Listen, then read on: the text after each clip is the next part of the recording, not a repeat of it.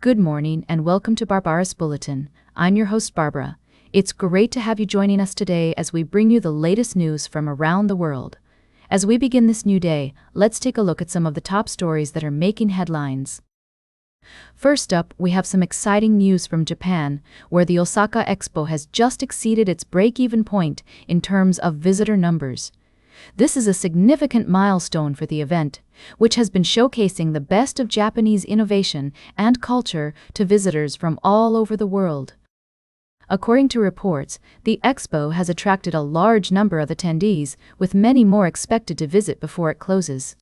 In other news, U.S. President Donald Trump's campaign against American colleges and universities continues to make waves. The president has been using government funding as a means of pressure on these institutions, sparking a heated debate about academic freedom and intellectual autonomy. We'll be keeping a close eye on this story as it develops. Meanwhile, in India, a Japanese woman named Maya Takaoka is working tirelessly to promote sake, carefully selecting brands and selling them to local vendors and restaurants. This is an interesting example of cultural exchange and entrepreneurship, and we might explore this topic further in future episodes. Back in Japan, Chief Cabinet Secretary Yoshimasa Hayashi, also known as Mr. Store, due to his reputation for solving problems, is facing a significant challenge in the upcoming Liberal Democratic Party presidential election. Despite his experience and achievements, Hayashi currently trails behind other candidates in public opinion polls. These are just a few of the stories we're following today. We'll be right back with more of today's top news on Barbara's Bulletin. Welcome back to Barbara's Bulletin. We're halfway through our show today, and I'm excited to dive into our middle segment. As we explore the world of international news, we're taking a closer look at the recent gathering of African leaders at the United Nations General Assembly. Now, you might expect that when African leaders take the stage at the UN, they would use the opportunity to highlight some of the most pressing issues affecting their continent. And while they did address global topics like climate change and inequality, analysts have pointed out that two of Africa's most complex and devastating conflicts, in Sudan and the Democratic Republic of Congo, received surprisingly little attention. Let's break it down. The conflict in Sudan has killed at least 40,000 people and displaced millions, with both sides accused of mass atrocities. Meanwhile, in the Democratic Republic of Congo, the M23 rebel group has taken key cities, resulting in roughly 7,000 deaths and millions more displaced. You would think that these crises would be front and center on the agenda for African leaders. However, as our experts note, the lack of emphasis on these issues may reflect a larger problem with institutional weaknesses within Africa's own multilateral organizations. It seems that external powers are often taking the lead in negotiating peace deals, which can be problematic when those same powers have been accused of being party to the conflicts themselves. For example, Rwanda has been accused of backing the M23 rebel group in Congo, while the United Arab Emirates has been accused of arming one side of the conflict in Sudan.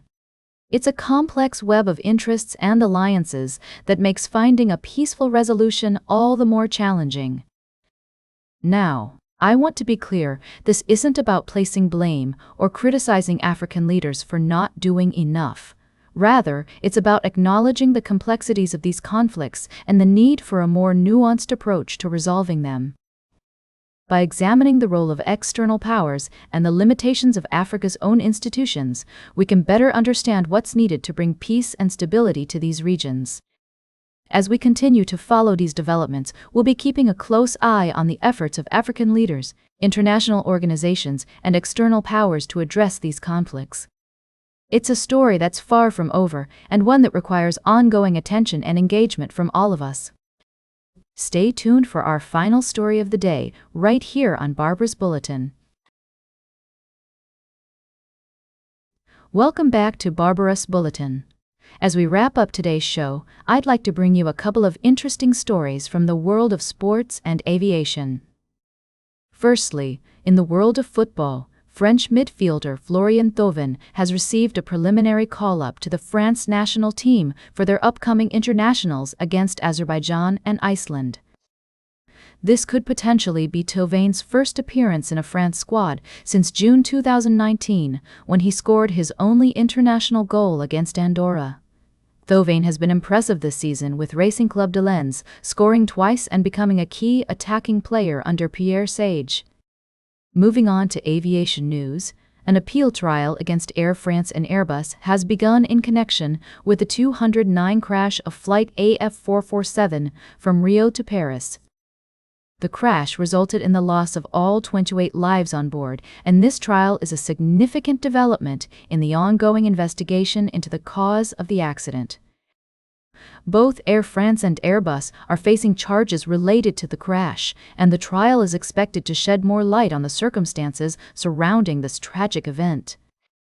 It's worth noting that these two stories may seem unrelated at first glance, but they both highlight the importance of accountability and performance in their respective fields.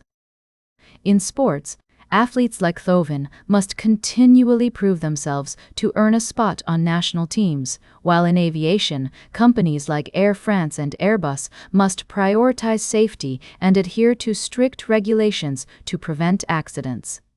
That's all for today's Barbara's Bulletin.